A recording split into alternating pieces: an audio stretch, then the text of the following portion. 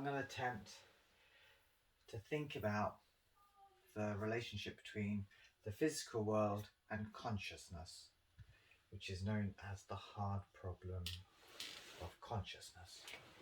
So this is how I like to think of it. In the big picture, I like to think of three things. One is delay and uncertainty.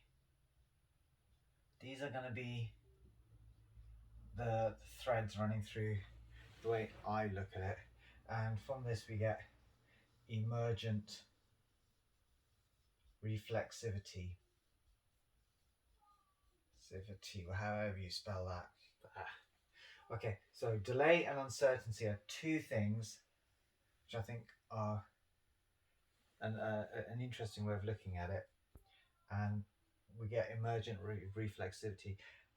Really, one thing I want to think of is just like when you look at a cup of tea and how milk, clouds through the tea, and then when you look at a nebula up in the universe, it's exactly almost the same thing. Like roots and how minerals are dendritic as well. These kind of metaphors or leitmotif kind of things in life, they just replicate themselves all the time. You see them everywhere. And I think whatever we look at consciousness, it must be built up of the same kind of leitmotifs that we see in the natural world, and they must build up to consciousness. So that's how I'm going to make the relationship between the physical world and consciousness. But let's see how we can have a pathway there first, rather than just jumping into some sort of ether-like consciousness, and thoughts from a physical world. Don't just want to be talking about neurons and things like that. Okay, so first thing we get is, so say cause and effect. Okay, so basically cause and effect is the universe. Everything about the universe is just about something happening in an ordered way, and that's the paradigm that powers the universe. That is the universe, and anything that extends beyond or below that, we just don't see it. It's not part of this universe, or it has an effect on us, but we don't actually partake in that. Everything around us you can see is like a cause and effect thing. But in the cause and effect, you can have the cause. Let's say that's the environment. Yeah, some sort of environment causes something to happen. Let's say an action. Yeah, an action. An environment causes something to happen. Now, if that action can act on the environment itself and cause more of the A's to come about, we call that a catalytic process. So that's reflexivity. That's emergent reflexivity. Now imagine so many of these A's come apart that it slows it down, which is usually what happens in a catalytic thing, yeah? So many A's, and they start to create a barrier around A and E. So no longer can the catalytic process continue. So you have a barrier. So now we have layers. Okay? So you've got something stopping, slowing down the catalytic process. So you can see how a barrier can form, which has a gradient. So here's the environment, and here's the things that are created from a cause and effect. This is the catalytic process where A is trying to create more A's, but then these A's get in the way, and this catalyst becomes isolated and doesn't partake in it, and could degrade into something else, but these actually keep on going. So what I'm saying is we get a barrier, an interior, and the exterior. I'd say that's quite a natural thing to happen with a catalyst. It just lends itself to that. It's just a gradient, between lots of A's that are not part of the catalytic environment because they're right in the middle, some that are, and they may be creating other things. They may be creating B and C and lots of A's, and the exterior, which is X, Y, Z, A, B, C, everything. So that's how we get a transition area that can allow, that is almost like a communication, controlled communication place. Exterior, barrier with lots of A's in it, and interior, the interior with different types of A's in it. And you've already got some sort of communication process going on here now. So you might have the concentration of A's and A's here reacting. Then you got the concentration of A and E affecting each other. And you get a gradient between there. Now, what happens if now we get this new paradigm, we get a new action that can have, let's call it F. Let's call it F. Now we get a new factor coming along which affects either of these differently. Okay, and maybe it's useful if it can get to the center, it can actually affect this and, you know, help it survive, persist or something in a different way. I don't know, whether splitting, you know, like bacteria split or something, I don't know, whatever it is. But you can see how easily something could happen where you may want to just pass through this barrier and reach here, some sort of information or feedback that can maybe help the whole thing persist or something. How could something cross a barrier?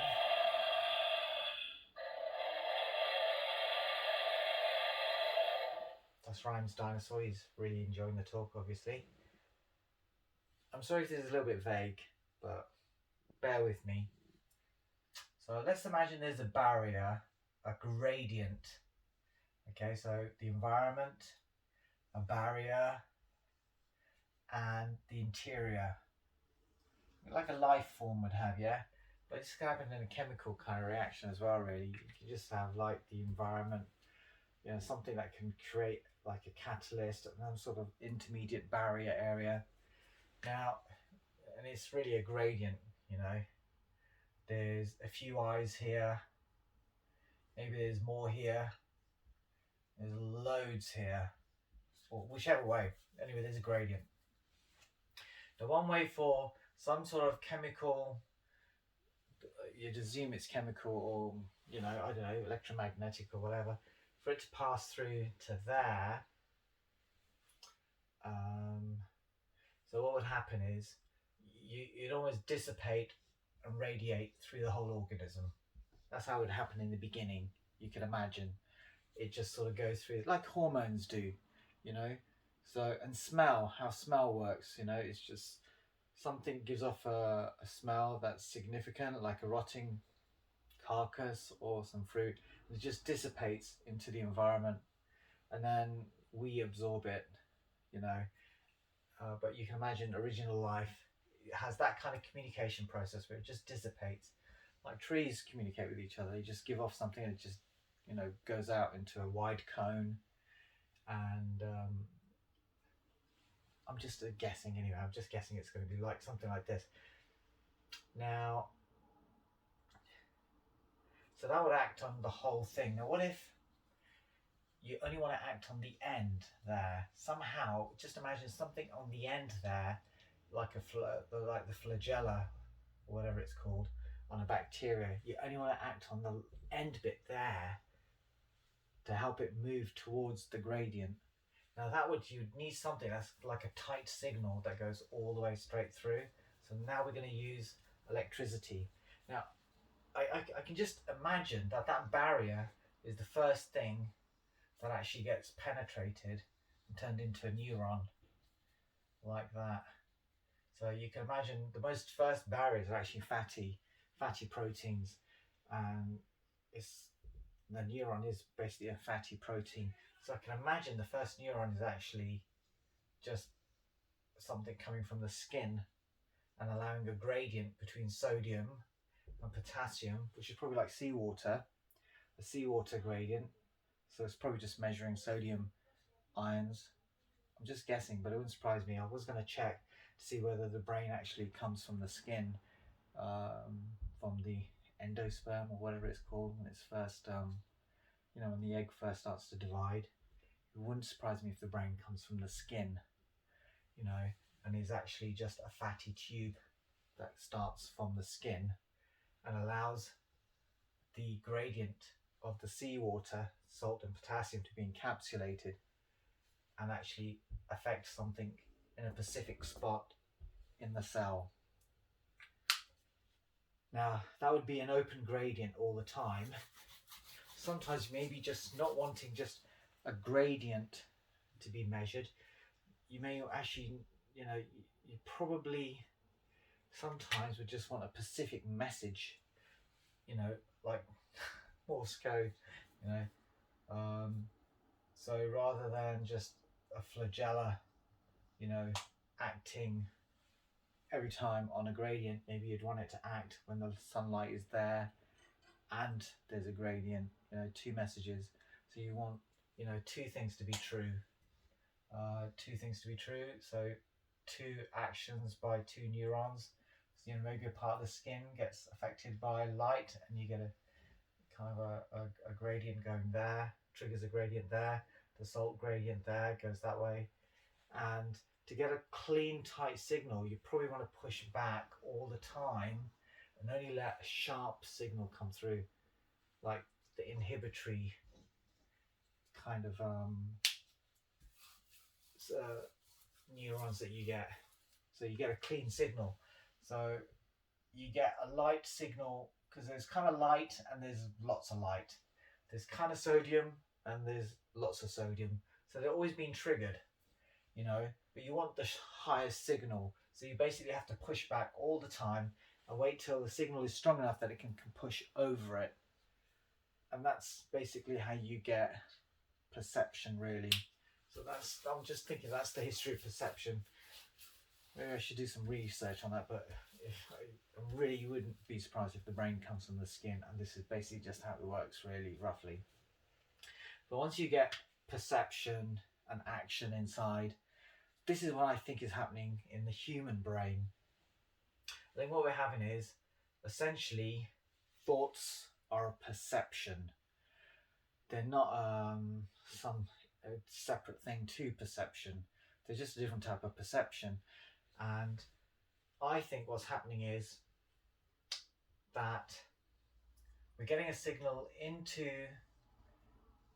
our brain from the outside world. So let's call it perception, P. And I think what's happening is some of it goes and is acted directly. There's no uncertainty on some of the stuff. It just needs a direct action. So I'll give you an example. So like I'm falling and I use my, I'm perceiving that I'm falling. All the different types of perceptions that I'm using to assess that I'm falling. All of a sudden I need to put my arms out. I need to maybe make my bones limb, my muscles limb. Now, that's something you would always have to do if you're falling. That doesn't require consciousness.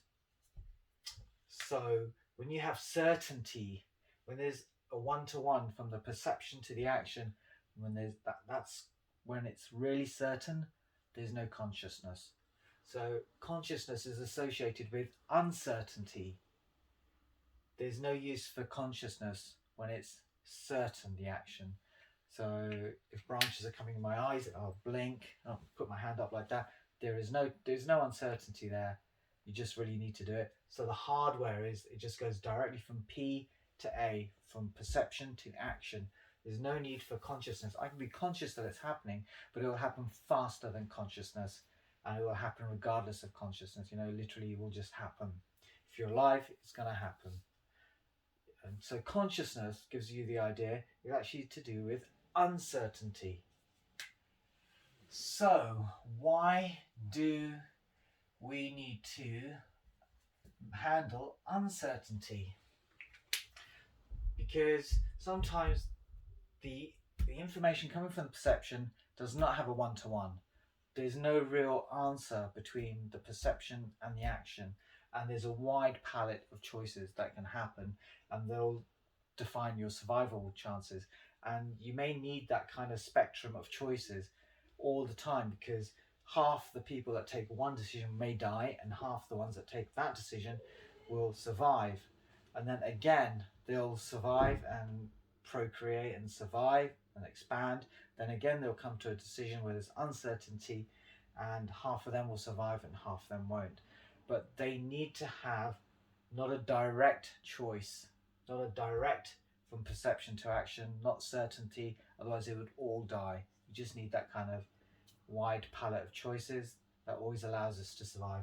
So to have an uncertain reaction to the environment, changing environment, helps us to survive. And so the quality of perception, conscious perception, is uncertainty and, you know, collapse of thought, in the sense that, you know, there may be so many options. You get the perceptions, the group of perceptions that is causing uncertainty. We're talking about high, you know, one, let's call it from 1 to 100, any of them. But, you know, if 1 to 100, if it helps you survive, you need consciousness for that. Now, it doesn't have to be perfectly correct, your choice. So not only is consciousness to do with uncertainty, it's also to do with making the choice. So this all has to collapse into one choice. Okay? So, I think this is where we get a problem with evil and good, because sometimes the choice may not be moral, it may not have a moral dimension that's, you know, acceptable to people who are not under, or under less uncertain circumstances. So lower down the uncertainty scale, you probably have a different type of moral firmament than you would have when it gets to really uncertain. Then all of a sudden, the kind of choices, the palette of choices, and, you know, opportunities for what you can and can't do are very different. And I can imagine morality, when we talk about it as fixed things, but actually it's just a relative thing. You know, it's almost, probably you want to use calculus to find out good and evil, rather than some sort of absolute things, which obviously just doesn't exist. So when we have uncertainty, we have consciousness, but the problem with that is the inherent nature of uncertainty is you have to make a choice. So some mechanisms that help us make choices are basically religion, political systems, just fear. You know, there's a lot of things, paradigms that help us make choices. You know, even people who read tea leaves, burn shoulder blades of sheep and see what they say. Even democracies, they don't have to make perfect decisions. It's all about just making a choice. Making the right choice is not essential for survival. Just making a choice, it's just your luck whether you survive sometimes, but you've got to be able to make a choice. And consciousness is to do with dealing with uncertainty. Now here's another thing. So now we're gonna see how we have that kind of sense that we're thinking and are conscious. That was the reasons why I think we have consciousness. Now I'm going to think about how we feel that we're conscious, and how we feel that we're having thoughts and stuff. So I think it's, you have a perception, and I think if it's a 1-to-1, it's a very straightforward, it's a very quick pathway to an action. If there's certainty, that's the fastest I think it is.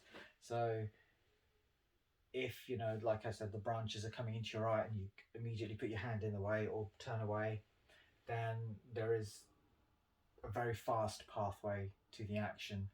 Now, if there's uncertainty, you want it to be slow. So even pain as a perception sometimes is slow. So the heat that you feel on your hands when you're about to burn, there's actually, it's a little bit slow. So actually there's some sort of benefit to not reacting immediately to fire. So there's something about humans that we have uncertain choices. You know, it's not a certain choice. So it's beneficial to be uncertain when we're suffering from heat, pain. so we can have a choice, and that might help us rather than acting directly without consciousness into a quick action. That's why I think pain is slower. We have a delay in the way we perceive pain of heat. So that's where the delay comes in, I think. It gives us a chance to explore, sorry about pen, explore the avenues and choices to make. And I think short-term memory should be thought of as a kind of a delay as well. It's basically just literally taking our perceptions and delaying them and regurgitating them and slowing them round, And the thing is, in short-term memory, other things are piling in as well, like long-term memory. So long-term memory, you can think of as something that's so delayed, it's almost frozen inside us. It's like goes in but doesn't exit. It doesn't flush out. So sleeping is like flushing all these kind of systems out. You can imagine long-term memory is something that's resistant to flushing, and it just hangs in there. It's like a shard of perception that just stays there. Now, you can imagine sometimes that there's so many of these that it actually becomes an environment in itself. So these shards of perceptions that become semi-permanent, like long-term memories are, they become an environment of their own now. And now they can generate perceptions themselves. And now they go into the short-term memory and actually start behaving like an environment itself. So you've got the environment outside, you've got your internal environment, your body is informing you, the environment is informing you, your memories are informing you as well, almost like living environments as well. And then you've got the short-term memory regurgitating and circulating it around and around and around, and generating more kind of whirlpools of short memory. And then, out of that flies more long-term memories. So I think it's like an emergent reflexivity. That's what consciousness is like. So you got the delay, so that uncertainty can be entertained. The collapse into a choice doesn't always have to be the right one. The very fact that it's uncertain tells you that not all of them, there is no right and wrong. If there was a definite right and wrong, it would just have been direct from P to A in a quick fashion, and there'd be no need for consciousness. The very point of consciousness is that it's beneficial to slow down perception and think about it and have the variety of choices. Some people will take the wrong ones, some people will take the right ones. Doesn't always have to be the right thing, just that they collapse into a choice. They must collapse into a choice and then go forward. And sometimes that's exactly what democracy is. It's literally not about taking the right decision, it's just about making a choice and going forward. And I think democracy is almost like a meta view of what's really happening in the minuscule in the brain, and as a group and as a society. I think it's just mirrored all the way along, just like I said about the tea and the way the milk spreads in a tea, and it's just like a nebula up in the universe. I think these things just are actually the same thing over and over and over again. And that's how I like to think of it. The certainty, uncertainty, the delay, which then you can almost imagine like memory in different ways, and then the emergent reflexivity that comes from that.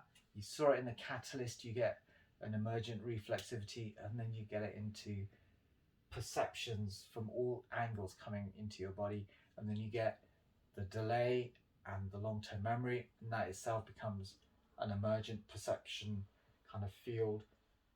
Then you got the kind of short-term memory that kind of can regurgitate everything and generate its own kind of long-term memories. It's just like a busy place. Thoughts are perceptions, no different to seeing. They're no different to light coming into your eyes. So that's how I see consciousness. I hope that was thought-provoking. That's best I can explain it, really. I don't think I could do any better.